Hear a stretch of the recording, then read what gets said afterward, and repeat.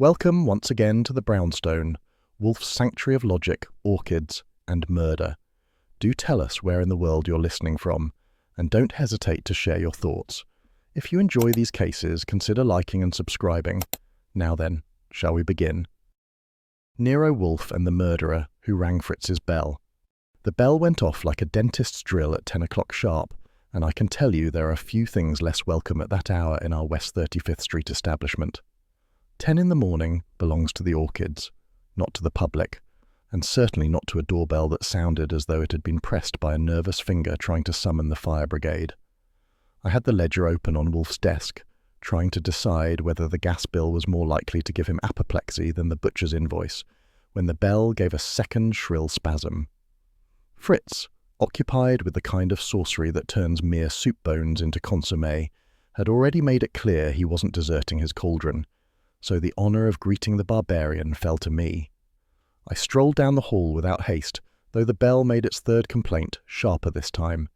If impatience were currency, whoever was out there was a Rockefeller. I opened the door and found myself face to face with a woman who looked as if she had run all the way from Park Avenue in heels that had never known a sidewalk crack.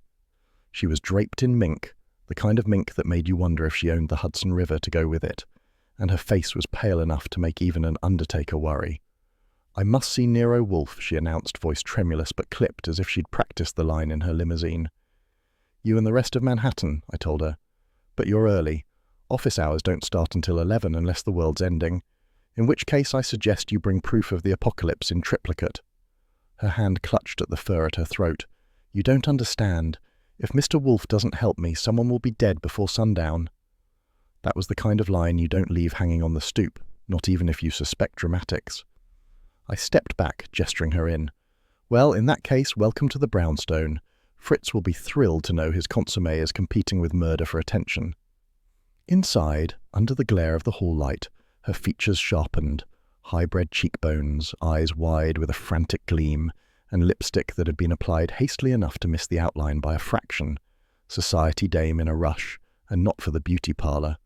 I guided her to the office where Wolfe's massive chair sat empty. At 10:05, the great man was 3 floors up, hovering over his orchids with Theodore Horstmann, and even an earthquake had to schedule an appointment. She perched on the red leather chair across from his desk, clutching a large envelope as though it contained the cure to the plague. "I am Mrs. Leland Van Alstyne," she said, as if expecting me to genuflect. I didn't. Archie Goodwin, secretary, investigator, and general buffer between Mr. Wolfe and the uncivilized world. Start with the problem, and I'll see if it qualifies for an orchid hour interruption.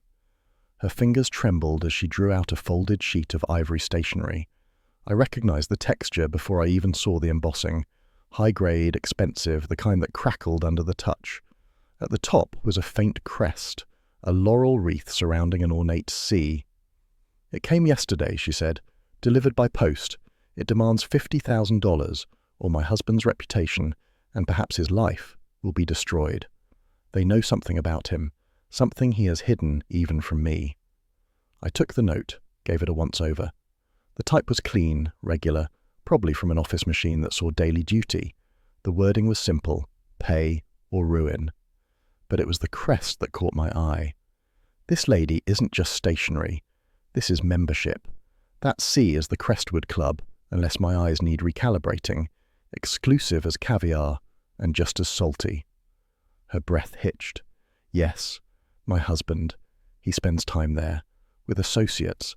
I didn't realize until now what dangers lurked in that world.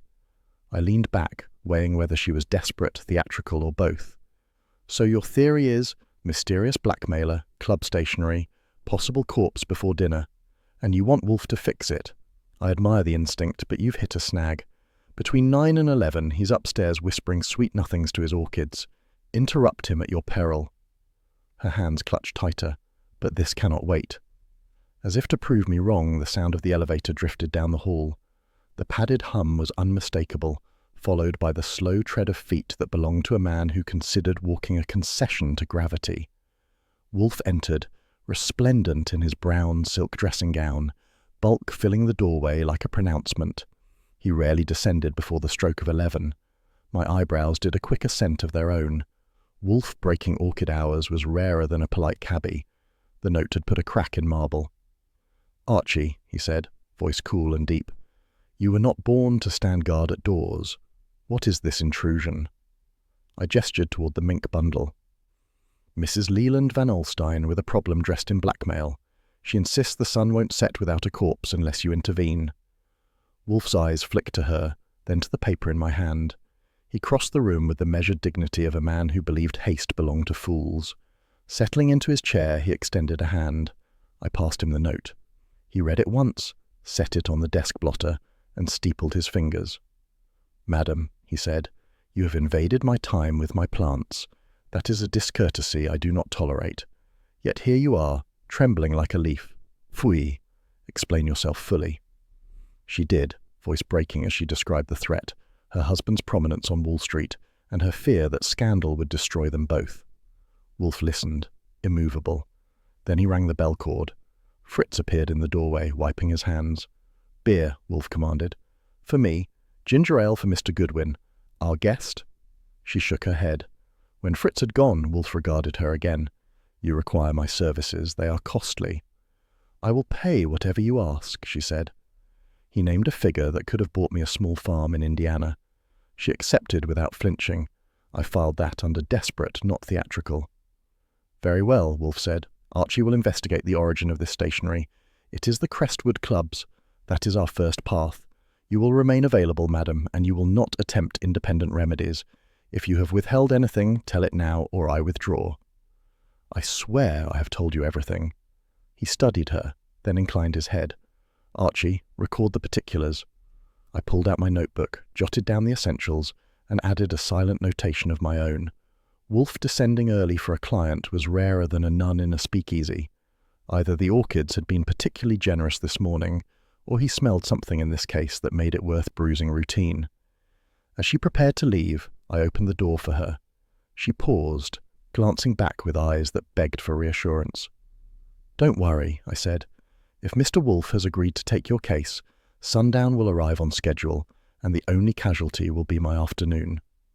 She gave a faint smile and departed. Back in the office, Wolfe drained his beer and set the glass aside. "Archie," he said, "your levity is unbecoming, yet it is possible you were right to admit her. That crest, there is venom in such circles. You will go." I grinned. The Crestwood Club, smoke, spittoon stands, and secrets. I'll fit right in. His eyes narrowed. "Take care. If you indulge your penchant for trifling with secretaries, I shall not defend you from the consequences." That was Wolfe's way of saying he didn't want me poisoned with the cocktails, which, in his language, was practically a love letter. I gave him a mock salute.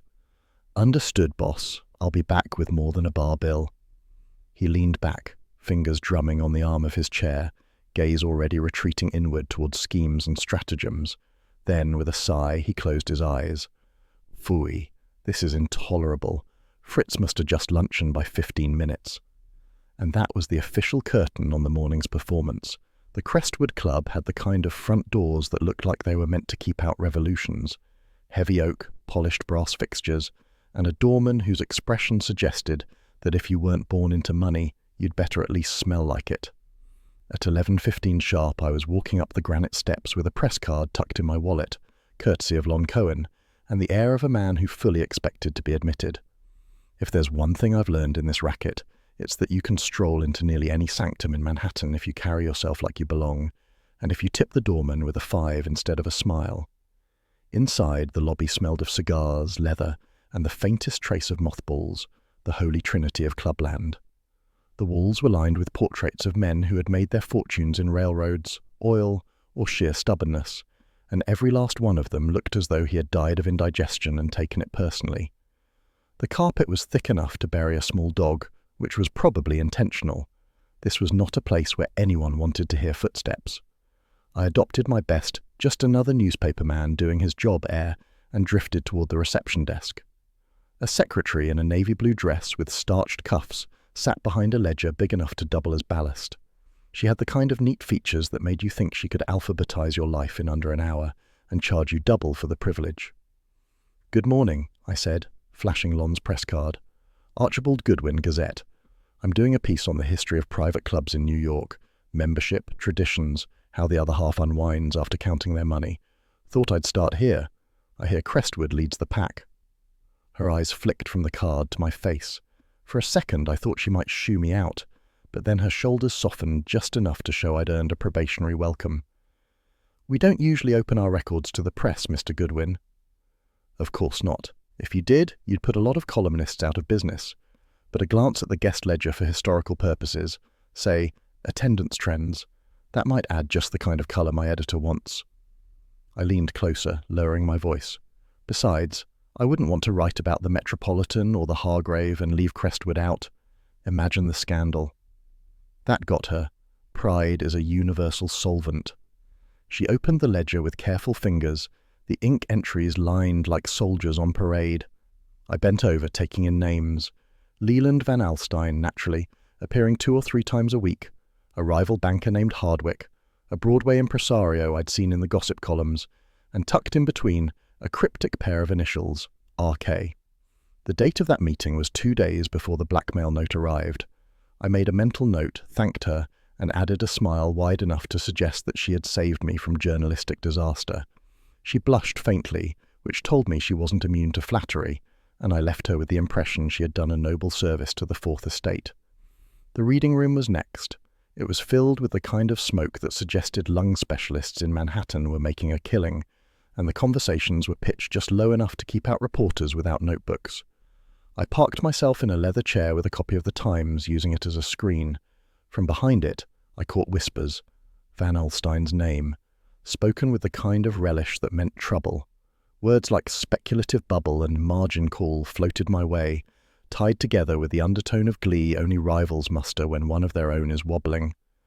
So Mr. Van Alstyne's empire might have been less secure than his wife thought.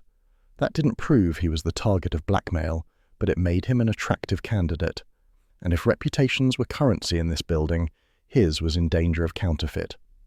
A club member brushed past me, giving me the once-over with a glare that suggested he knew every face in the room, and mine wasn't on the list. I folded the paper, rose and made for the exit. No point in overextending the welcome mat.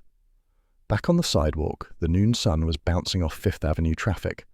I flagged a cab, gave the driver Wolfe's address, and settled in to consider. RK, initials, nothing more, but initials that had shared the ledger with Van Alstyne at the right time. That was enough to get Wolfe's eyebrows working overtime. When I got back, the office was already thick with the scent of Fritz's bread baking, a reminder that lunch was at 1 and orchid hours at 4. Wolfe sat behind his desk, freshly arrayed in a canary yellow vest, eyes closed as though summoning patience. The orchids had been properly adored, the beer not yet tapped. "Well," he said without opening his eyes. "The Crestwood Club keeps better books than the Treasury," I told him. "Van Alstyne's a regular, rubbing elbows with the great, the good and the crooked. The ledger shows he had a meeting 2 days ago with someone identified only as RK. Whoever that is, they rated the same ink as the bankers and impresarios." Wolfe opened his eyes and glared. "And you obtained this how?" "Charm, or the closest thing I own." His lips thinned. "Archie, your conception of charm is frequently indistinguishable from rashness. If you compromise our position by trifling with secretaries—" I grinned. "Relax, boss. The lady was merely cooperative and alphabetized." He snorted. "Phooey. Yet the result is of use. RK. The anonymity itself is suggestive. We shall pursue it. Did you learn aught else?" I told him about the whispers, the talk of Van Alstyne's shaky finances. Wolfe's gaze sharpened. "That too is instructive. A man vulnerable to financial collapse is fertile soil for blackmail. The note's demand for money may be but the surface. There may be rot beneath." I leaned against the desk. "So what's the next move? You want me to dig up the identity of RK, or wait for him to show his hand?" "Both," Wolfe said. "Begin inquiries discreetly. Saul may be required. Meanwhile I shall consider the psychology. That crest on the stationery, used boldly, as if daring discovery. That is the act of a man accustomed to immunity. Clubs are fortresses, Mr. Goodwin, but fortresses have secret gates." At that moment, Fritz appeared at the doorway, wiping his hands. "Gentlemen, luncheon is ready." I stood, stretching. Saved by the bell, or rather, by the kitchen. If I'd come back empty-handed, Wolfe, you'd have flayed me. As it is, you'll have to settle for roast beef." Wolfe's eyes closed again, and the faintest trace of satisfaction crept across his lips. "You try me sorely, Archie, but occasionally you redeem yourself." Which, in his language, was as good as a pat on the back. I took it and headed for the dining room, thinking that between RK and Van Alstyne's wobbly empire, sundown might come quicker than any of us liked. If you want to see a man sweat without ever lifting a finger, drop in on a Wall Street office around noon and ask about blackmail. By 12:20 I was standing in the reception area of Leland Van Alstyne and Company, where the carpets were thick, the air was chilled, and the secretary looked at me as though she'd been trained by customs officers. "I'm here to see Mr. Van Alstyne," I said, giving her my best winning grin. "Archie Goodwin. He'll be expecting me." She raised a penciled eyebrow that suggested the world rarely produced things Mr. Van Alstyne expected, but a quick call into the inner sanctum brought back the word that I could enter, though not necessarily welcome. The office was everything the reception hinted at: oak-panelled walls, the smell of old cigars and older money, and a view over lower Manhattan that made you feel you were sitting on Olympus. Behind a desk that could have doubled as a battleship sat Mr. Van Alstyne himself. His shoulders were broad, his suit was imported, and his forehead glistened just enough to suggest he'd been doing arithmetic that refused to add up. "Mr. Goodwin," he said, standing with a smile that collapsed the moment we shook hands. It was limp enough to make an oyster look decisive. "My wife seems to have taken a regrettable liberty. There is no problem here." I sat, uninvited. "That's encouraging. Then I suppose the ivory stationery with the Crestwood crest typed full of threats was merely an etiquette lesson." His eyes widened before he smoothed them over with practiced calm. "I know nothing of such a thing." "Funny," I said. "Because your wife thought you'd be dead by sundown without Wolfe's help. She seemed convinced the note was serious." He leaned back, fingers interlaced. "My wife is a nervous woman, prone to exaggeration. Surely Mr. Wolfe has better matters than indulging her fancies." That would have been more convincing if not for the smell of singed paper. I noticed it when I crossed my legs. Faint, acrid, the scent of something burned in haste. A glance at the fireplace confirmed it. A charred corner of paper sticking from the grate, edges curling like a guilty smile. "Do you always hold bonfires before lunch?" I asked. His eyes followed mine, and he shifted uncomfortably. "Merely disposing of drafts. A routine matter." I stood, walked to the fireplace, and with the poker nudged out the fragment. It bore a few typed letters, not enough to make a sentence, but the texture and ivory sheen matched the note Wolfe had studied. "Drafts?" I said. "This looks like the second verse of the same song." He was on his feet, snatching the fragment, tossing it back into the flames. "Mr. Goodwin, you exceed your license. This conversation is at an end." I shrugged. "That's your privilege, but I'll have to report to Wolfe that you're either hiding something or auditioning for Amateur Arsonist of the Year. And if there are more of these notes, the police will want to know." That made his jaw tighten. He sank back into his chair, defeated in posture but still defiant in tone. "If there are communications, they are trivial. I can handle them." "Maybe, but trivial notes don't usually get burned in fireplaces with the door locked." The secretary chose that moment to enter with a file, but her eyes lingered too long on me and the grate. She had ears like radar, and was filing away every word for future use. "Miss Halliday," he snapped, "that will be all." She retreated, but not before giving me a look that said she knew exactly what kind of game was in play, and that she wouldn't mind sharing her knowledge if the stakes got interesting. Van Alstyne leaned forward, lowering his voice. "Goodwin, I must ask you to drop this. If my wife insists on engaging Mr. Wolfe, so be it, but I will not be dragged into scandal. My affairs are private." "Maybe," I said, "but blackmailers aren't exactly members of the Chamber of Commerce. They don't respect privacy." He closed his eyes for a second, then reopened them, weary. "Tell Wolfe. Tell him I will send him what he requires, but keep this discreet. The market is delicate, and rumours." He trailed off. "Rumours travel faster than ticker tape," I said. "I'll let Wolfe know you're either hiding or drowning. He enjoys rescuing drowning men, provided the fee is sufficient." That earned me a glare, but no denial. I rose, tipped my hat, and strolled out past the secretary. She gave me another look, 1 part curiosity, 2 parts invitation. I filed it away. Secretaries in Wall Street offices often knew more than the men they fetched coffee for. By 1:40 I was back at the brownstone. Fritz had saved me a plate of roast beef and potatoes. Wolfe was at his place at the dining table, carving with the precision of a surgeon. He waited until Fritz left before speaking. "Well?" I summarized. Limp handshake, burned fragment, denial thick enough to pave Broadway, and a secretary who smelled like a sauce. Wolfe's brows contracted. "Multiple notes. That is significant. It suggests either a persistent blackmailer or a campaign. Did you secure the fragment?" He made sure it finished burning. I didn't have tongs long enough to wrestle it from him. "Pfui, then we must rely upon memory." I gave him the letters I'd seen. He grunted. Not sufficient, but corroborative. And his denial? As convincing as a streetcar schedule during a snowstorm. Wolfe sipped his beer, lips pursed. "Mr. Van Alstyne is concealing something germane. Archie, you will cultivate the secretary. She has ears, and perhaps a conscience purchasable by attention." I grinned. "Your faith in my social graces is touching." "Not faith, calculation. Your propensity for dalliance may, for once, be useful, but be prudent. If you overplay, we risk losing a source." I leaned back. "Don't worry, I'll keep my hands in my pockets." Wolfe's glare could have curdled milk. "Archie, do not trifle." "Fine. I'll treat her like a sacred relic, but you'll owe me." He set down his knife, voice firm. "I owe you nothing but your salary. Finish your lunch and prepare a report. We shall need records, dates, everything committed." That was Wolfe's way of telling me to type it all up and not miss a comma, which I did after dessert. By the time the afternoon sun angled across the office windows, I had a neat report in the files. Wolfe had returned to his orchids, and the smell of burned stationery was still clinging to my memory. Van Alstyne was hiding something, and if I knew blackmailers, they weren't the kind to let him burn away his troubles without fanning the flames higher.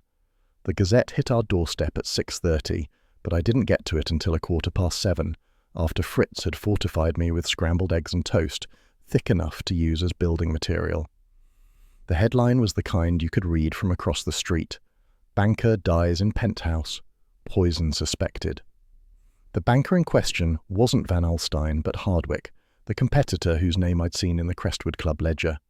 He had collapsed the previous night during cocktails, proving that martinis can be deadlier than machine guns if mixed with the right additive. I was halfway through the article when the office door slammed open so hard I thought the hinges would file for divorce. In barreled Inspector Kramer, cigar clamped between his teeth like it had been welded there, eyes blazing, hat askew. Behind him trailed a cloud of smoke thick enough to make Fritz consider a no-smoking ordinance for the entire block. "Wolfe," Kramer barked, slapping the newspaper down on the desk blotter. "What the devil is this? Another one of your private games turning into a corpse?"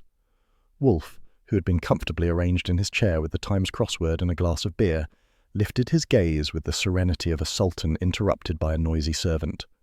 "Good morning, Inspector. Your entrance was as subtle as a brass band. Kindly sit, if you must be here." "I won't sit," Kramer snapped. "You've been nosing around bankers again. Now Hardwick's dead, poisoned in his own penthouse, and you think you can wash your hands of it?" I leaned back, enjoying the show. "Careful, Inspector. Your cigar smoke is enough to poison half of Midtown without any help from Digitalis." Kramer swung toward me, jabbing the cigar like a weapon. "And you, Goodwin? You were at Crestwood Club yesterday, sticking your nose where it doesn't belong. Don't think I don't have eyes on you." "Sure," I said lightly. "You've got eyes everywhere. Pity they're bloodshot." Wolfe's voice cut in, iron beneath velvet. "Inspector, you will refrain from abusing my assistant. If you have charges, present them. If not, do not foul my office with bluster." That only stoked Kramer's fire. "Bluster? You're obstructing, you always are. A man's dead. Hardwick collapsed after a drink, and the lab says Digitalis. You tell me why your client's name shows up in his company." Wolfe folded his hands over his stomach. "I tell you nothing of the sort. I have no obligation to discuss clients with you unless compelled by subpoena, and you know it. Your threats are tiresome." Kramer's colour deepened to crimson, which clashed badly with the grey of his suit. He yanked the cigar out of his mouth. "Don't get fancy with me, Wolfe. If Van Alstyne or his pals are mixed up in this, and you're shielding them, I'll have the DA slap a warrant on your safe and your telephone records before you can say pfui. That earned the famous eyebrow lift from Wolfe. You mistake me. I shield no one. My client is entitled to privacy, but not to immunity from murder charges. If Mr. Van Alstyne poisoned Mr. Hardwick, you will not need my help to prove it. But, he leaned forward, the great bulk shifting like a mountain deciding to move, I strongly advise you to expand your net. Blackmail and extortion are often precursors to violence. The poisoner may not be the most obvious beneficiary. That was Wolfe's way of dangling bait. Kramer hated being baited, but he hated missing a lead even more. He snorted, flung the cigar into the ashtray with enough force to crack porcelain, and growled, "You're playing both sides again. One of these days it's going to bite you." While he raged, Fritz appeared silently in the doorway with a silver tray. On it was a fresh chilled glass and a bottle of beer beaded with frost. He set it down with the reverence of a priest laying out communion. Kramer glared at Fritz as if blaming him for the timing, but Fritz merely inclined his head and disappeared, leaving behind the faint aroma of herbs and orderliness. Wolfe poured, the hiss of carbonation filling the room. He lifted the glass, inhaled, and said with maddening calm, "Inspector, your presence is offensive to my digestion. Archie, see him out." Kramer exploded. "Don't you get high-handed with me, Wolfe. You're not the law. You're a fat orchid fancier who meddles in cases that belong to the police." Wolfe's voice turned glacial. "And yet, Inspector, how many times has that meddling delivered you the culprit when your bulldogs were snarling up the wrong alley?" Kramer's hand twitched toward the cigar, then away. He turned to me instead. "Goodwin, you tell that boss of yours this isn't a parlor game. Hardwick's dead, and if I find you two stonewalling me again, I'll haul you both down to Center Street for obstruction. You hear me?" "Loud and clear," I said, though I doubt Center Street has chairs wide enough for Wolfe. That cracked Kramer's temper 1 degree further. He jammed his hat down on his head, yanked the door open and stormed out, the echo of his boots pounding down the hall. The front door slammed like the punctuation mark on a particularly vulgar sentence. The silence afterward was thick enough to spread on toast. Wolfe sipped his beer, eyes half closed, savouring both the drink and the exit. "Well," I said, "that went swimmingly. If this keeps up, Kramer's going to wear a rut in the rug from storming in and out." "He is a nuisance," Wolfe conceded, "but an honest one. His anger was genuine, not contrived. That indicates his information is accurate. Hardwick has been poisoned with digitalis." I frowned. That ties neatly into bankers, blackmail, and cocktails. Trouble is, neat ties usually mean somebody's trying too hard. What if this is a red herring? Maybe Hardwick was into more than stocks and rye. "Perhaps." Wolfe leaned back, eyes closing again. "Digitalis is a drug with a very specific character. Its presence is not easily hidden.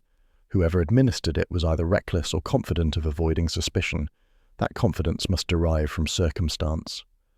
"Like pouring the drinks in a penthouse where everyone assumes you're above suspicion," I said. "Just so." He gestured vaguely with one massive hand. "Archie, you will obtain a photostat of the lab report from Inspector Kramer's office. Use whatever blandishments you must, but do not return without it. The details will be instructive." "Fine," I said. "I'll go smile at the lab clerk until she hands it over. Just don't tell me to flirt with Kramer. Even I have limits." That earned me a deep grunt that might have been laughter if it had come from a human throat. Wolfe finished his beer, set the glass aside, and closed his eyes again, retreating into his private fortress of thought. I pulled the Gazette back across the desk, reading the article again. Hardwick dead from a poisoned cocktail. Van Alstyne in over his head. A secretary who listened too closely. An RK, whoever he was, hovering in the margins like a shadow nobody wanted to name. The pieces weren't fitting yet, but one thing was certain. The case had just traded up from blackmail to murder, and sundown was looking closer than ever. The trouble with nightclubs is they're designed to make you forget what time it is, which is fine if you're on a date, and dangerous if you're on a case. By 9:30 that evening, I was wedged into a red leather banquette at the Blue Canary, watching smoke curl lazily toward chandeliers and listening to a woman with the kind of voice that could make a strong man confess or a weak man propose. She was the reason I was there. Miss Gloria Kent, known to the gossip sheets as the Canary with Claws, and to Leland Van Alstyne as something more private. She was in sequins, the sort of dress that reflected light like it had a personal grudge against shadows, and she sang into the microphone as if the room belonged to her. Which it did. Men leaned forward in their seats, women adjusted their gloves and scowled, and the waiters floated silently, delivering martinis that probably contained more gin than sense. When her set ended, she drifted past me, trailing perfume that cost more than a week's rent, and I stood. "Miss Kent," I said. "Archie Goodwin. I wonder if I might borrow a moment of your time." She sized me up with a smile that didn't quite reach her eyes. "You look more like a detective than a fan." "Both can be true, but tonight I'm here on behalf of Nero Wolfe." That name made her brows arch. "The fat man in the brownstone?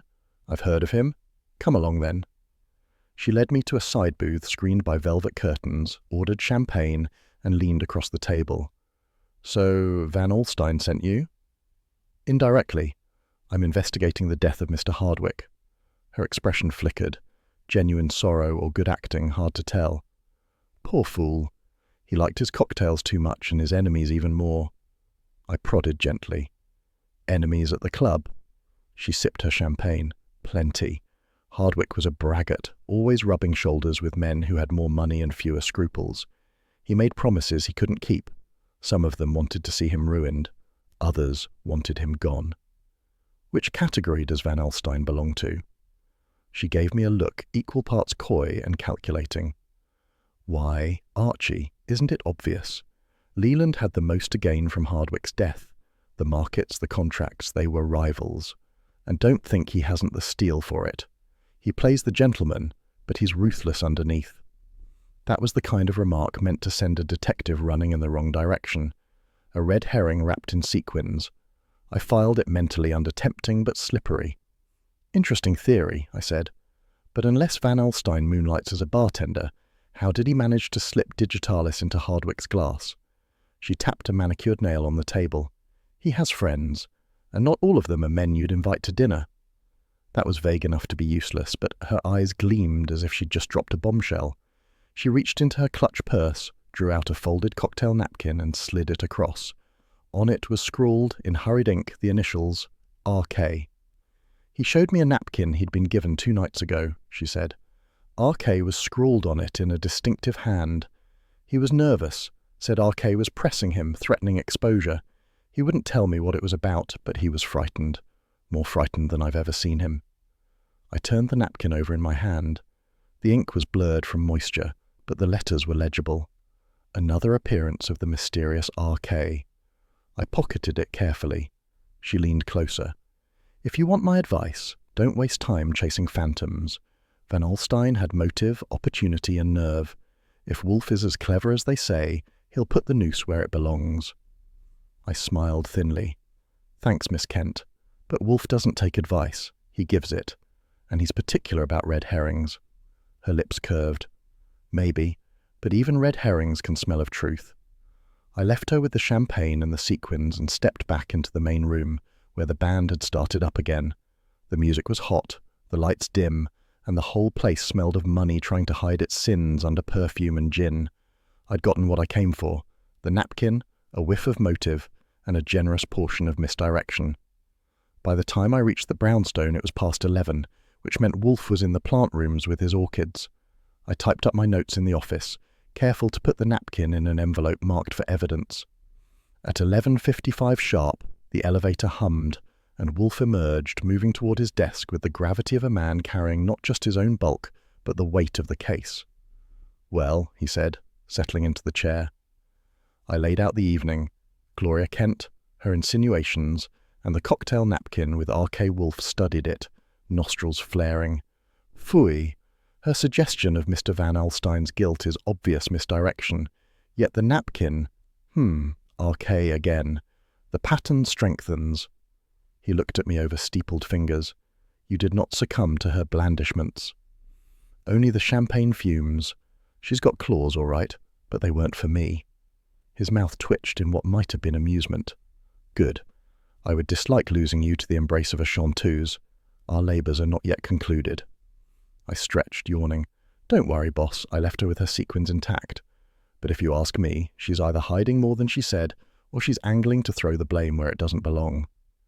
Both are probable. Continue, Archie.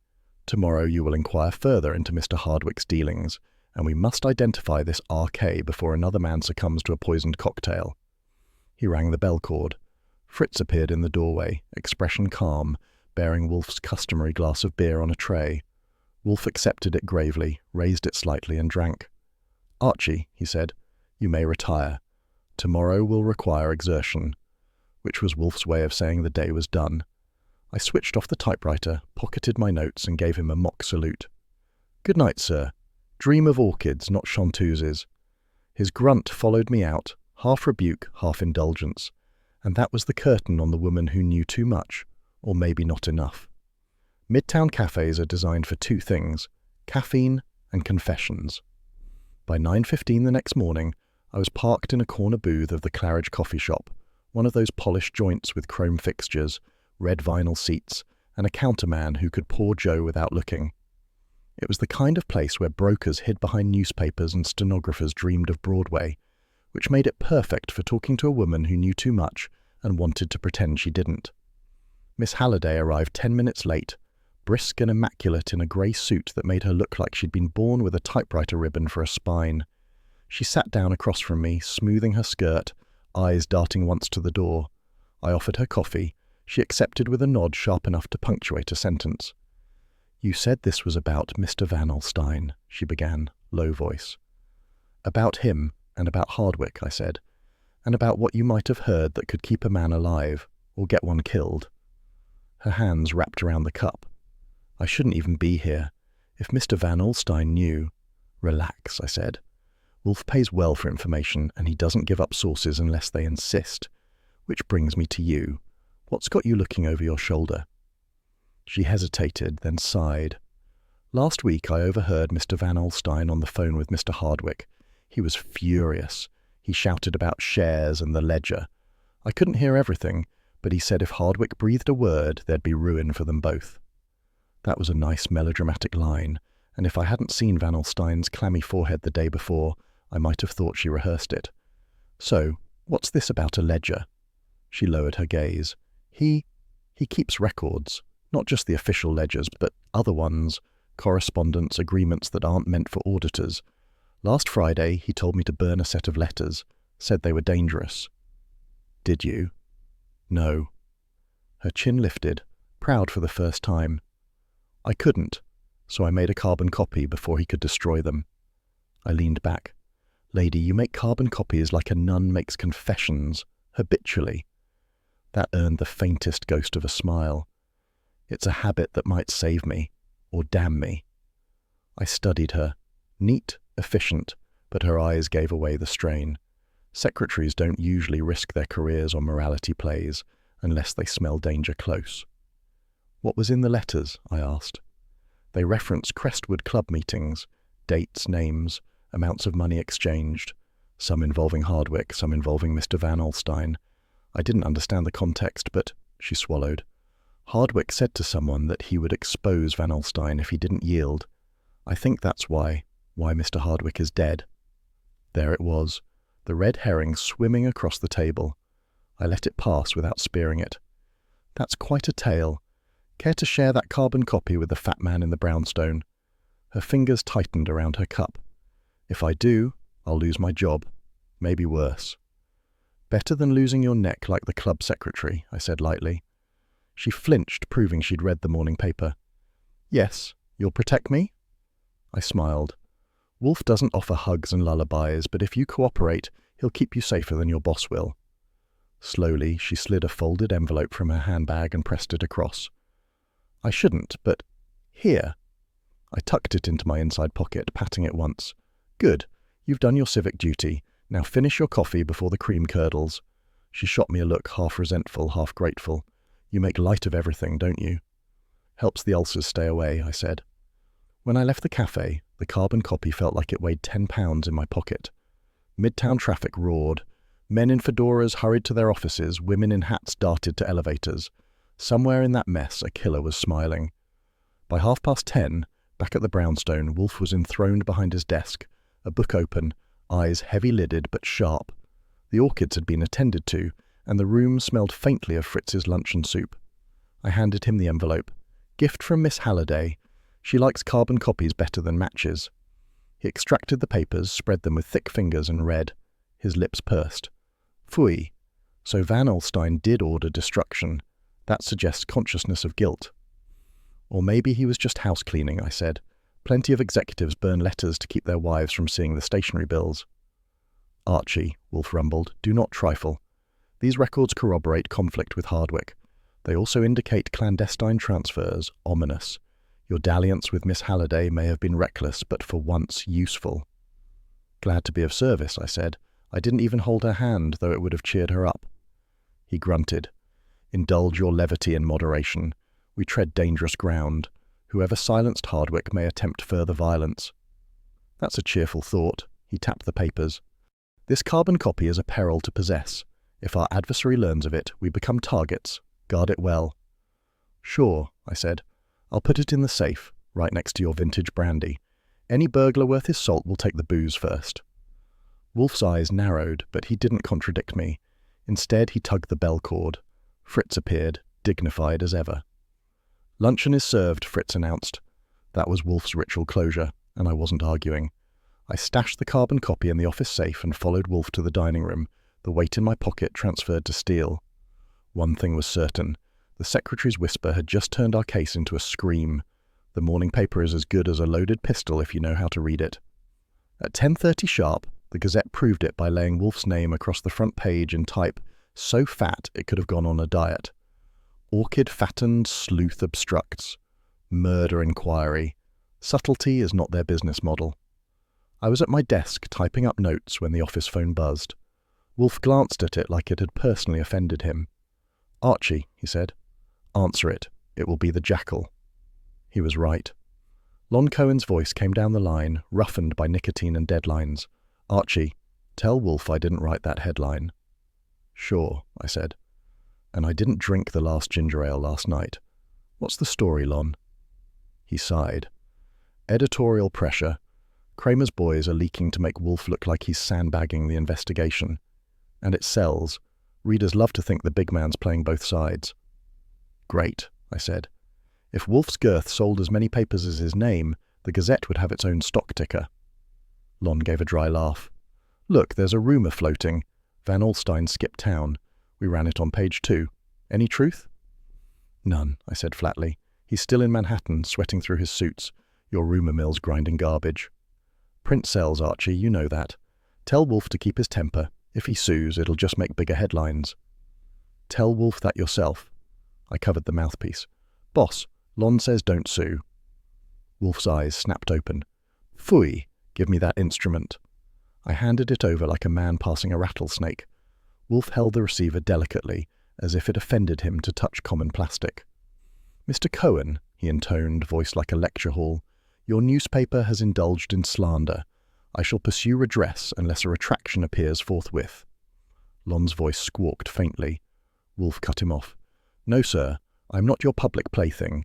Your inside details betray a leak within the Crestwood Circle. Consider that. Good day. He slammed the receiver down hard enough to make the desk blotter jump. He sat back, breathing heavily, eyes glinting like a bear disturbed in hibernation. Archie, prepare a memorandum to Mr. Leland Van Alstyne. Advise him his circle of acquaintances leaks to the press like a sieve. He must be warned. Yes, sir, I said. I rolled a sheet into the typewriter, banged out the memo and made a carbon copy, wondering if Miss Halliday's habits were catching. Wolfe paced his fingers together. This is intolerable. Public opinion is a weapon. Once it is wielded against us, our position weakens. Clients will hesitate. The police will preen. Not to mention, I said, that Kramer will come barreling in here to crow about it. He will, Wolfe's nostrils flared, and I will endure it. But Archie, he pointed a finger, thick as a bratwurst, straight at me. No more indiscretions. If the Gazette learns details of our inquiries from this office, I shall hold you responsible. That pricked me. Hey now, you know I never leak. If they got inside details, it came from the club crowd, not me. Don't hang your suspicions on my lapel. For a moment his gaze softened. Yes, You are not a sieve. Forgive me, but I will not have your reputation impugned." That was Wolfe's way of showing he cared, though he'd rather gargle boiling oil than say it outright. I shrugged. "Thanks, boss. I'll keep my halo polished." The bell cord twitched. Fritz appeared in the doorway, announcing that lunch would be ready in 10 minutes. Wolfe waved him off. Fritz vanished, leaving behind the faint scent of parsley. "Archie," Wolfe said, "this libel will not stand. Silence the scribes. Make Cohen understand. I will not be paraded like a circus animal." "Fine," I said. "I'll see Lon tonight. Buy him a whiskey. Remind him you're good copy when you're not being crucified. Just promise me you won't bellow the word lawsuit in his ear again." Wolfe grunted, closed his eyes and leaned back. His breathing settled into the rhythm that meant the storm had passed, for now. I stacked the carbon copy memo, slid it into the file, and leaned back in my chair. Outside the window, Manhattan honked and clattered on, indifferent to orchids, fat men, or poisoned cocktails.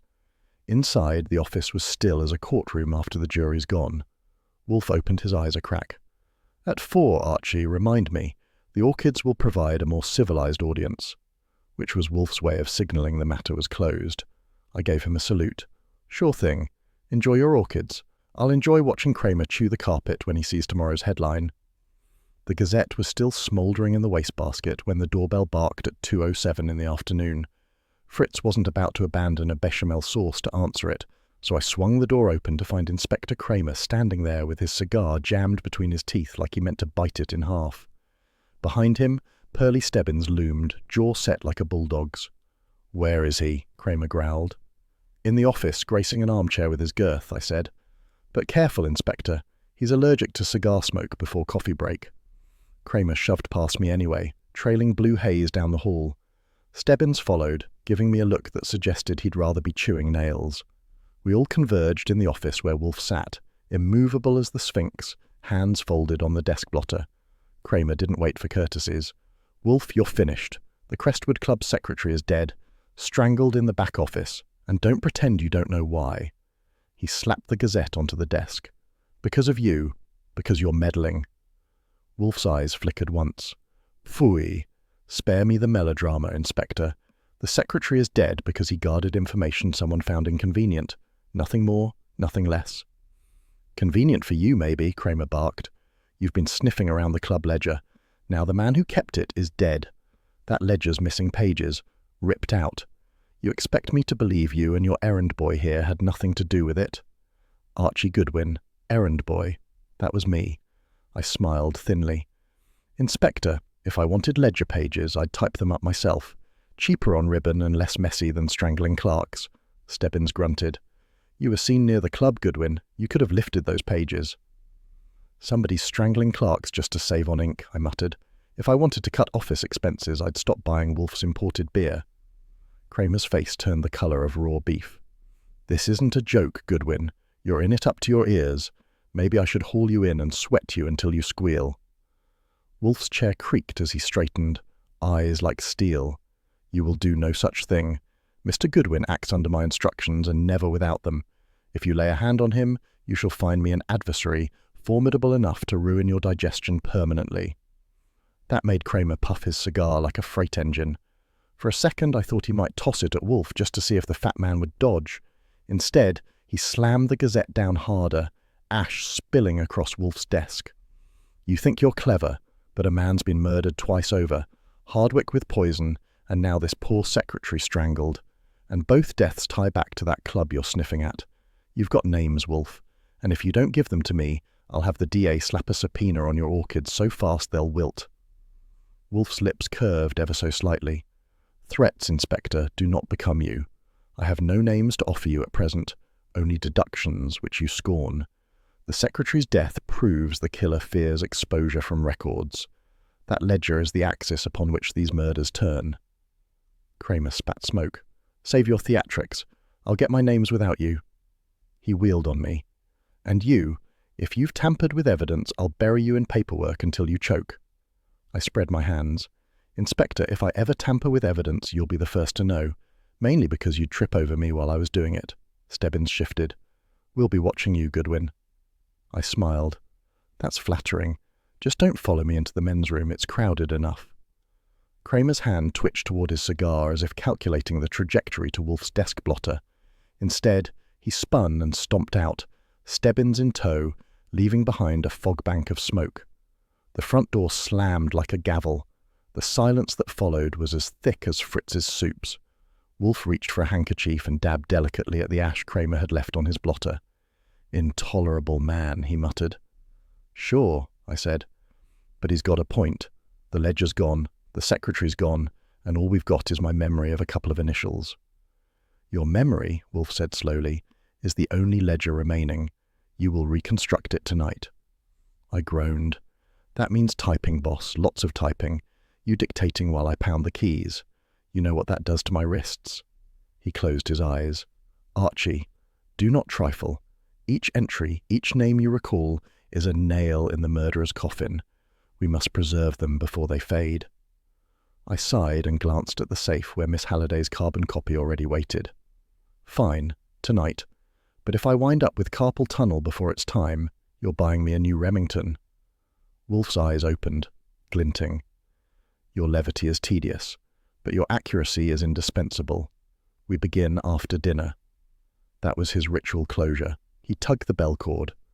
Fritz appeared, impassive, announcing that luncheon was ready. Wolfe rose ponderously, signalling the end of combat. I followed, muttering, "Ledger duty after dinner," and I thought strangling clerks was rough. The typewriter and I have had a love-hate relationship, mostly on the hate side. By 9 that night, after dinner had been seen safely to the kitchen sink and Wolfe had finished his ritual postprandial beer, I was planted at my desk with a fresh ribbon and a long stack of paper, while he loomed behind his own desk like an oversized prosecuting attorney preparing to grill his only witness. Unfortunately, the witness was me. "Archie," Wolfe began, voice solemn enough to open court, "you will recall with precision the ledger, names, dates, order of entries." "Sure," I said, rolling in the first sheet. "But don't expect stenographic perfection.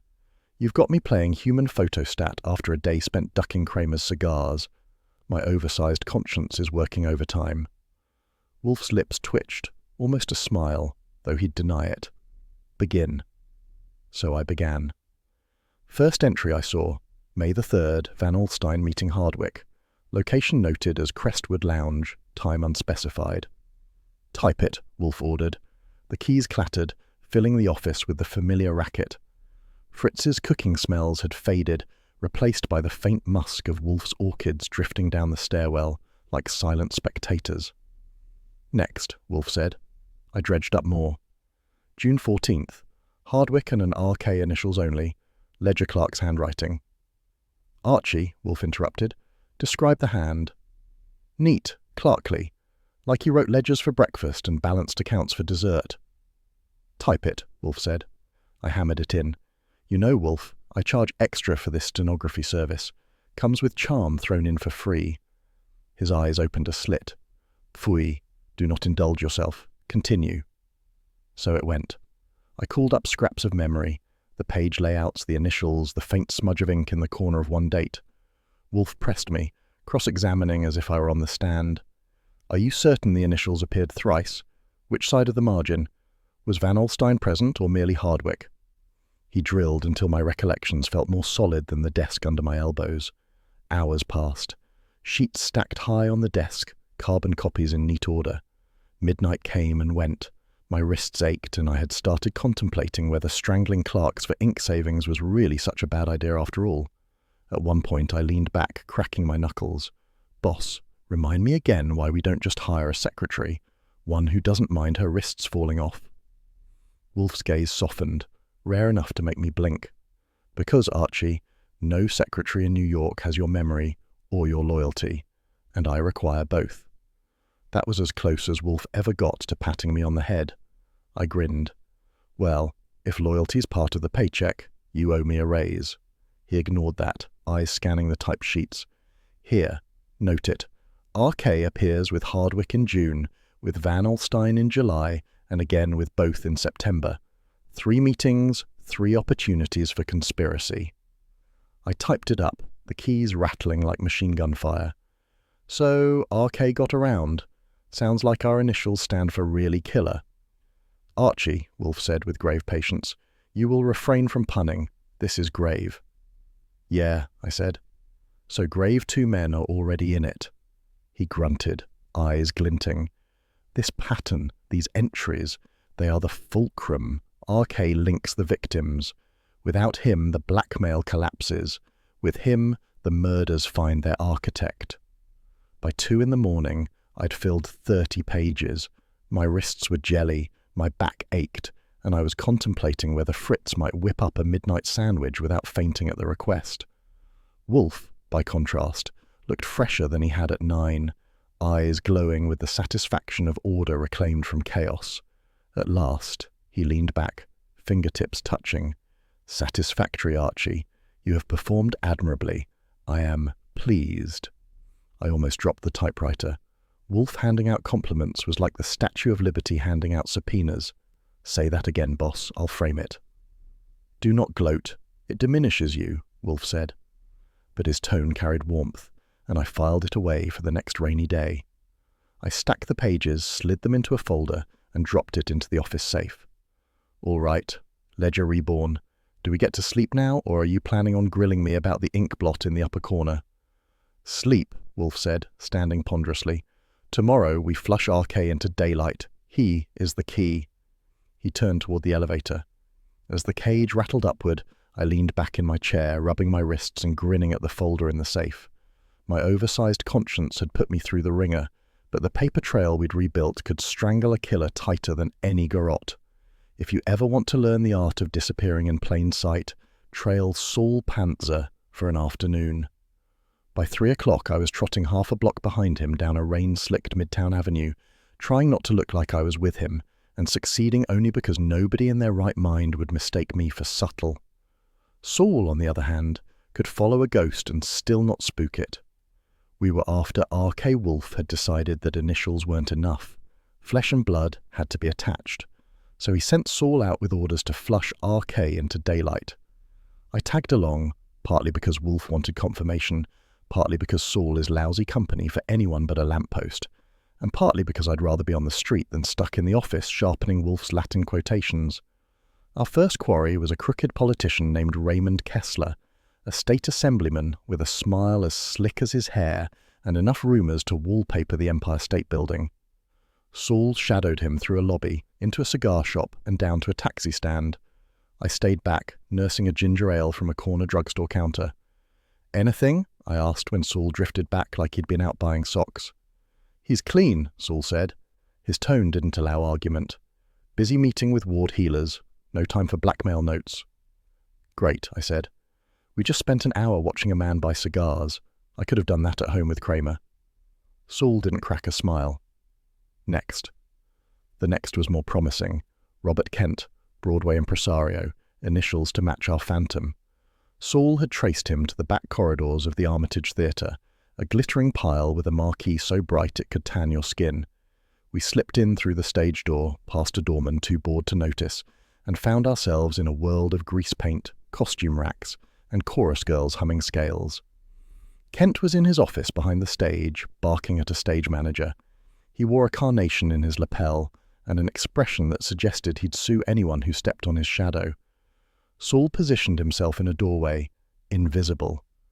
I went for the frontal approach, which has always been my specialty. "Mr. Kent," I said, stepping in like I owned the joint. "Archie Goodwin, I'd like a word." He looked me up and down. "Reporter?"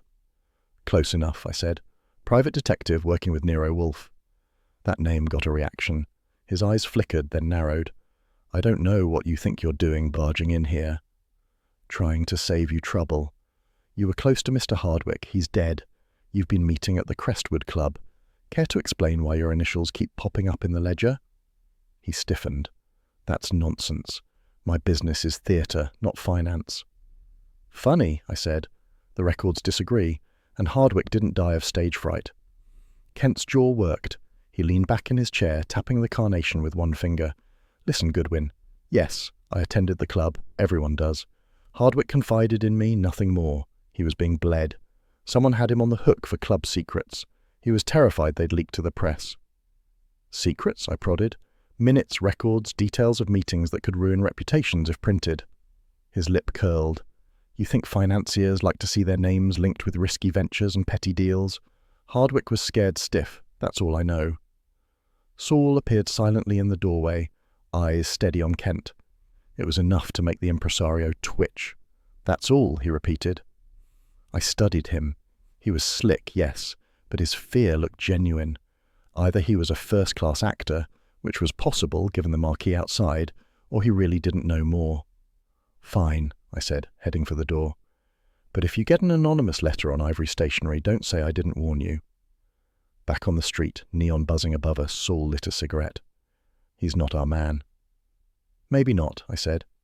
But he slipped us a gem. Hardwick was paying out for silence.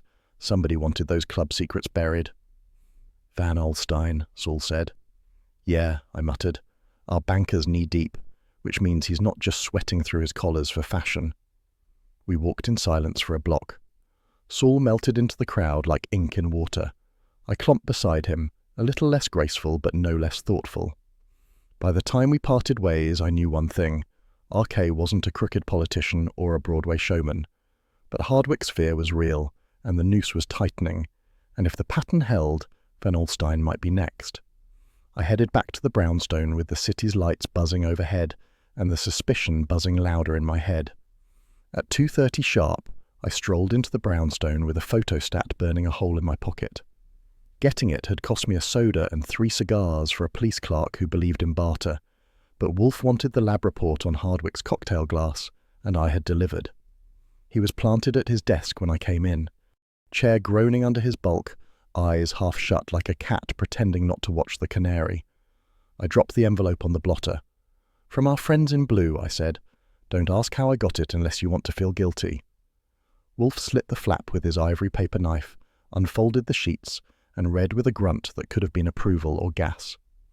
Digitalis, he intoned, traces sufficient to induce cardiac arrest in a man of Mr. Hardwick's girth. I sat on the edge of my desk. I could have told you that without the report. He keeled over mid-cocktail, didn't he? He raised a finger. Do not trivialize chemistry, Archie. The preparation of digitalis requires skill. The dose must be calculated precisely. Too much, and the taste betrays it. Too little, and the victim survives. Sure, I said, but the bartender at the Crestwood makes cocktails that could fell an ox without poison. Archie, Wolfe growled. I grinned. All right, I'll behave. So what's the verdict? He tapped the paper. The poison was administered in the final moment, after the cocktail was poured. That requires proximity, access, and nerve. Not a bartender with a tray, but someone who stood close enough to slip a drop unseen. Meaning one of the club members, I said. Precisely. I leaned back, folding my arms. Well, that narrows it down to everyone with a tuxedo and a taste for martinis. Want me to start handing out straws? He ignored me, rereading the photostat. The Gazette, Archie. They reported details only the club circle could know. Combined with this, yes, the killer is intimate with the rituals of the Crestwood. That's one word for it, I muttered. Another is insider. You can't slip poison in a man's drink unless you're close enough to toast him. Wolfe's eyes closed, lids heavy. The bartender is a red herring. Too obvious, too crude. Our quarry hides behind respectability. He moves in society's upper tiers and cloaks murder beneath convivial ritual. Cocktails as camouflage, I said. Remind me never to drink anything fancier than ginger ale. That, Wolfe said, would be a mercy. I reached for my typewriter, rolling in a sheet. Want me to type a memo for our files? Title, How to Kill a Banker Without Getting Caught. Wolfe's eyes snapped open. Archie. I grinned and banged out the essentials anyway. Digitalis confirmed, bartender unlikely, access required. The keys clattered, filling the office with a rhythm that matched Wolfe's steady breathing. By the time I'd stacked the carbons, the grandfather clock ticked over to 4. Wolfe stirred, massive hands resting on the arms of his chair. It is orchid hour, he declared, pushing himself upright. Do not disturb me until 6. We have a killer to unmask, but first, order. He moved toward the elevator, robes swishing like a judge leaving the bench. I leaned back in my chair, eyeing the photostat on the desk. Plant love over murder, I muttered. Someday, those orchids are going to solve a case all by themselves. The elevator gate clanged shut, and Wolfe vanished upward, leaving me with the papers, the typewriter, and a nagging thought. If cocktails were camouflage, the killer had already raised a glass, and might be ready to pour another. By early evening, Saul was back, face like a closed safe. He laid a pair of Kessler's signed notes beside the cocktail napkin. The curlicue R, the hooked K, same hand, no question. Saul grimaced. I said he looked clean, he muttered. He isn't. The following morning had been moving along at the pace of a snail on strike, with Wolfe upstairs romancing his orchids and me at my desk, trying to decide whether to sharpen pencils or my wit, when at 10:52 the front bell crashed like an air raid siren. I glanced at the clock because Wolfe insists timestamps make reports usable, and if I was about to be roasted in the office, I wanted the exact time noted. I opened the door to find Inspector Kramer barreling up the steps like a man who had mistaken my address for a firehouse. Behind him lumbered Sergeant Stebbins, his hat pulled low and his jaw tighter than a safe dial. Both smelled of street and cigar smoke, the special blend of Manhattan law enforcement. "Good morning," I said sweetly. "If you're selling subscriptions, we're full up on magazines." "Cut it, Goodwin," Kramer growled, pushing past me. "Where is he?" "In the only place he ever is." I trailed after them toward the office. "But if you're hoping he'll come out swinging, you'll be disappointed. Our champ doesn't fight standing up." Wolfe was already installed in his chair when we entered, which was no surprise. I think he has a motion sensor calibrated to Kramer's footsteps. He lifted his head with glacial precision, his eyes narrowing as if Kramer had tracked mud onto a Persian rug. "Inspector," he said. "Sergeant, to what do I owe this morning thunderstorm?" Kramer slapped a folded paper on the desk. "A subpoena. You're obstructing justice, Wolfe, and I'm done playing games. Hand over the ledger." I perched on the corner of my desk, amused.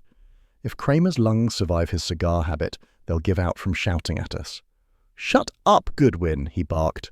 "Inspector," Wolfe's tone could have frozen a furnace, "you will not address my assistant in that manner." That stopped Kramer for a half-second, though he covered it with a fresh burst of growl. "Don't play high priest with me, Wolfe. A man is dead, another strangled, and you've got a ledger that ties them together. We'll get it one way or another." Wolfe leaned back, fingers steepled on his middle acreage. "You have neither the ledger nor the grounds to compel its surrender. What you have is bluster." Stebbins shifted his weight. "Come on, Wolfe, you got names, we need 'em." "You have names," Wolfe corrected. "Dozens. Men who dine, drink, and debauch themselves at the Crestwood. A parade of mediocrities who believe wealth immunizes them from consequence. You do not, however, have the murderer. That requires analysis." Kramer's cigar bobbed furiously as he jabbed a finger. "And you do?" Wolfe allowed a faint smile. "I have the psychology. The murderer is in the ledger, yes, but the ink does not reveal guilt. Mind and motive do. You are welcome to search every gentleman in that list, but you will exhaust yourselves chasing shadows." I put in, "At least shadows don't smoke cigars." "Goodwin!" Kramer roared. Wolfe's hand flicked in a gesture as imperious as a curtain call. "Enough, Inspector. If you persist in attempting to intimidate Mr. Goodwin, I shall instruct counsel to prepare a complaint. My patience is not infinite." That landed like a hammer. I'd seen Wolfe defend me plenty, but watching him bulldoze Kramer for my benefit was almost touching, if you like your sentiment wrapped in barbed wire. Kramer planted both fists on the desk, leaning in until the ash from his cigar threatened Wolfe's blotter. "You're walking a thin line, Wolfe, obstructing justice, withholding evidence." "Phooey," Wolfe's lip curled. "If you possessed the acumen to recognize evidence, you would not be here bellowing. You would be arresting." For once, Stebbins tried diplomacy. "Look, just give us the damn book. Maybe you're right, maybe not, but we need it to cover our bases." Wolfe shook his head. "The book itself is irrelevant. What matters is what was erased, what someone killed to conceal. Mr. Goodwin and I have already reconstructed the significant portions. I assure you, Inspector, the killer is among those names. I shall deliver him to you when my work is finished." "Finished?" Kramer barked. "2 men are in the morgue, and you want to sit here like a fat owl waiting for mice?" "An owl," Wolfe said coolly, "is an admirable hunter, patient, precise, unlike a bulldog that gnaws whatever bone is nearest. Kramer went scarlet. "You," I cut in. "Careful, Inspector. If you blow a gasket, Wolfe won't know which doctor to call, cardiac or psychiatric." That nearly did it. Kramer spun on me like I'd set fire to his badge, but Wolfe's voice sliced through. "Archie." I shut up, not out of fear, but because Wolfe had that timbre in his voice, the one that meant I was a pawn he intended to keep on the board. For a long moment, the office was a triangle of silence, Wolfe calm as a Buddha, Kramer vibrating like a live wire, me perched between them like a referee who'd bet on both sides. Finally, Kramer straightened. "All right, have it your way. But the DA's tired of your riddles. I'll be back with a court order, and when I come, you'd better have something besides fancy words and orchids." He turned on his heel, Stebbins trailing like a shadow, and the door slammed hard enough to rattle Wolfe's beer glasses. Wolfe exhaled, a slow gust through the nose. Intolerable. "Sure," I said. "But at least we got the morning exercise out of him. That should save the city on gym memberships." He closed his eyes. "Bring beer." "Before noon?" I raised a brow. "Bring beer," he repeated. That was Wolfe's ritual closure, and I knew better than to argue.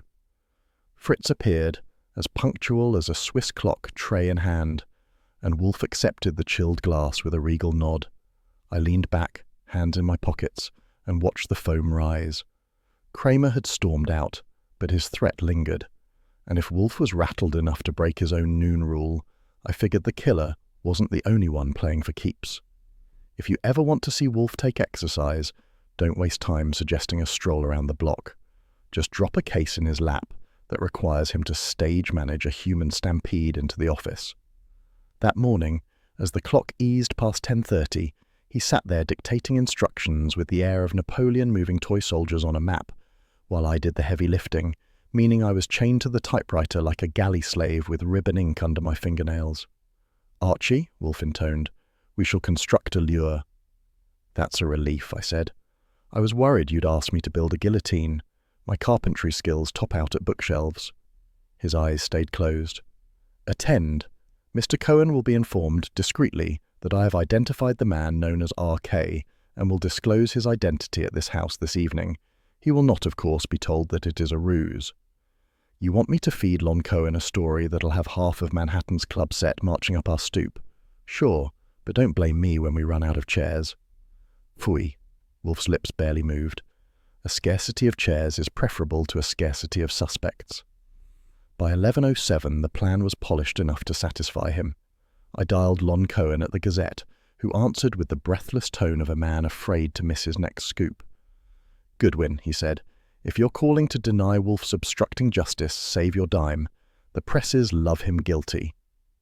"Lon," I said, "would I deny anything? I'm here to feed you. How would you like to run an item that Wolfe is ready to name R.K. tonight in his office? That's not obstructing, that's show business." There was a pause so full of ink I could hear it staining tomorrow's paper. "You're serious?" "As a garnished paycheck." Lon lowered his voice. "All right, I'll print a hint. Not front page, inside column, but it'll move through the club circuit faster than champagne at a charity ball. If Wolfe is bluffing, you'll have the DA at your throat." "He's bluffing like a fox," I told him, "and I've seen foxes eat bigger poultry than the DA." By the time I hung up, Wolfe's eyelids twitched. His version of applause. "Satisfactory. You will now arrange the office." "Arrange it? What's wrong with the office?" "Chairs," Wolfe said. "We must anticipate 6 to 8 guests. The disposition should ensure that I occupy the axis of command. Mr. Goodwin, do not pretend ignorance. You have executed this theatre before." "Yes, but last time it was 3 chairs, 1 stool, and a suspect who fainted on the rug. Fritz never got the smell of bay rum out." "Archie," his voice dropped into the cavernous register that meant no more jokes. So I set to work. By noon I'd shifted chairs from the dining room, balanced one on the edge of my desk, and borrowed a spare from Fritz's kitchen nook. Wolfe supervised with the grace of a man who could not be bothered to lift a finger, yet demanded every inch of furniture obey his geometry. At 1 sharp, Fritz appeared at the doorway with lunch, braised duck with red cabbage, and a Riesling that could have bribed an archangel. Wolfe signalled, and we ate in silence. Well, Wolfe ate. I took notes on his appetite. By the time the duck was reduced to bones, he was mellow enough to murmur, "You will greet the arrivals this evening, escort them in, keep them apart until all are assembled." "Just like a maitre d' at the Ritz," I said, "except the tips are lousy and the customers kill each other." His eyes flickered. "Your levity is an irritant, but indispensable. You will not, however, indulge it when the guests arrive." That was Wolfe's idea of affection, scolding me while admitting he needed me. It almost warmed the room. At 4:02 he departed for the orchids. I was left with the task of polishing the battlefield, ashtrays emptied, chairs aligned like soldiers awaiting inspection, and the rug brushed of any cigar ash Kramer had donated. Fritz drifted in to adjust a curtain, humming something Viennese, and asked if the evening would require canapés. "No," I told him, "we're baiting a mousetrap, not hosting a cotillion." Fritz sighed in relief. "Then perhaps coffee service. Murder is heavy on the digestion."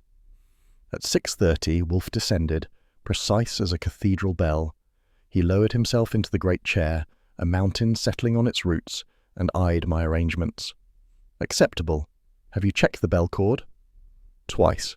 If it rings wrong, I'll whistle Dixie." We sat, waiting. Outside, the city moved toward dusk, the kind where shadows turn every stoop into a stage. The Gazette would hit the clubs by now.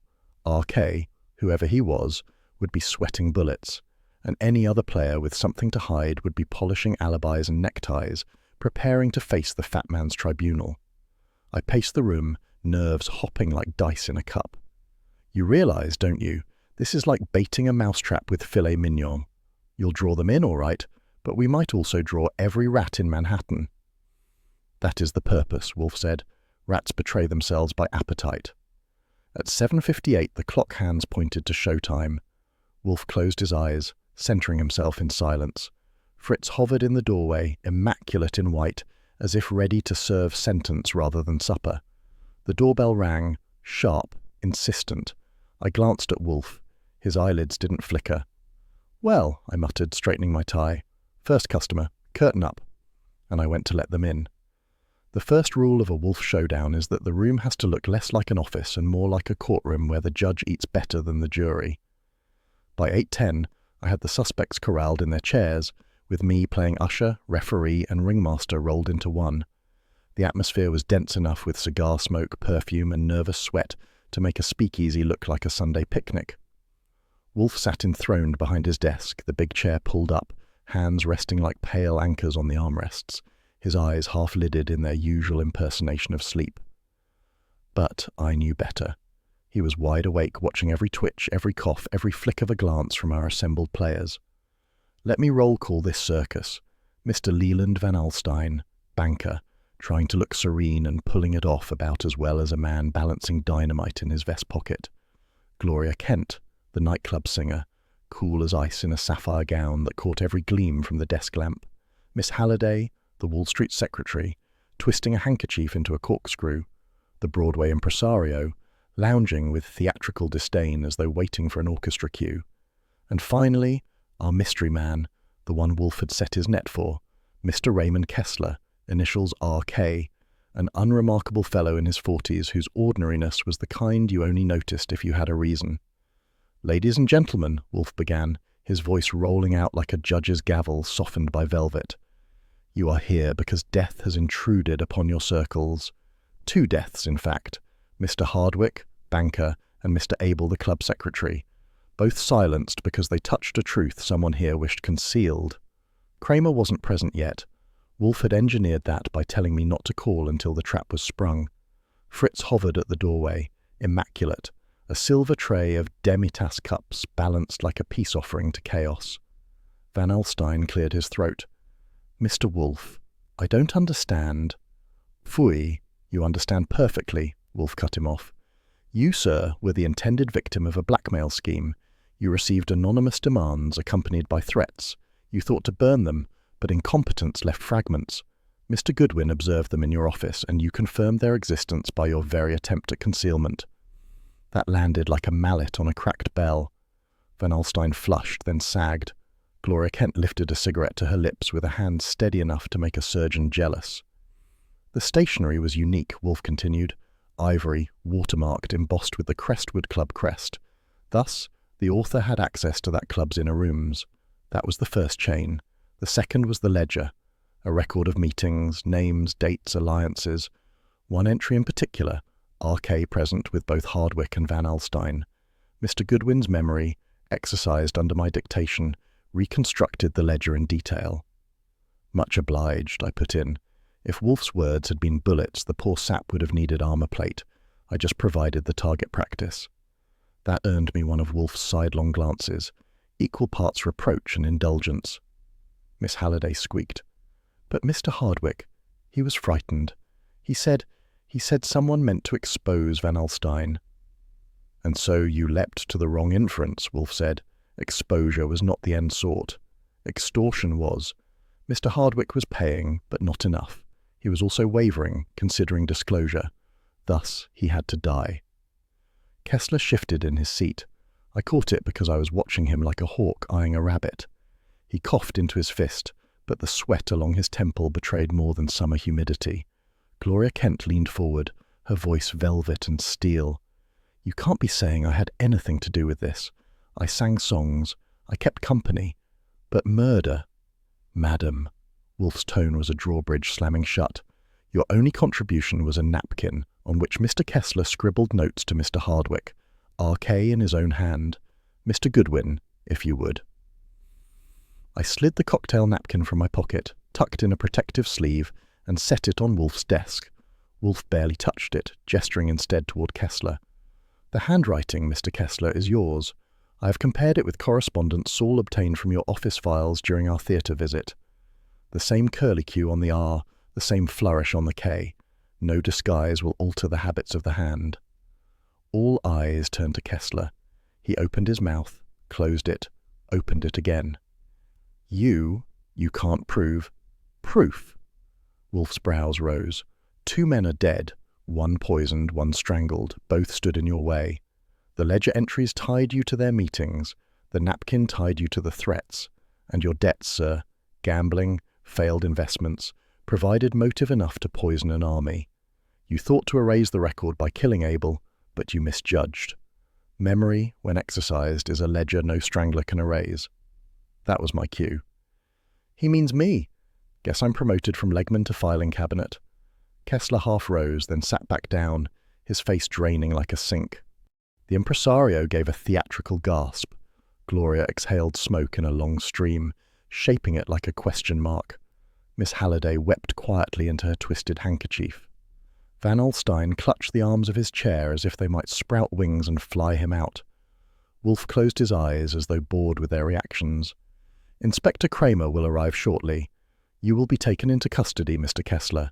You may bluster, but the facts are inexorable. You killed Hardwick to silence his vacillation. You killed Abel to destroy the ledger, and you sought to ruin Van Alstyne to feed your greed. Now you will answer to the law. Right on cue, the bell rang. I went, and sure enough, there was Kramer with Stebbins behind him, both looking like they'd smelled a rat and weren't sure if it was in the walls or the air. We ushered them in. Kramer glared around, spotted Kessler, and then Wolfe. All right, Wolfe, what circus stunt is this?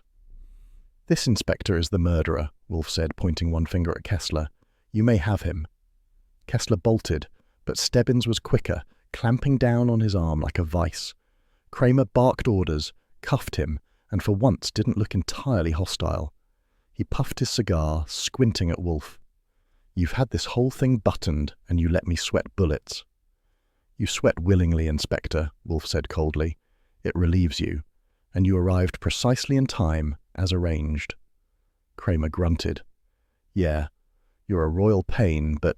He stopped, lips twitching. But I'll give it to you. You nailed him.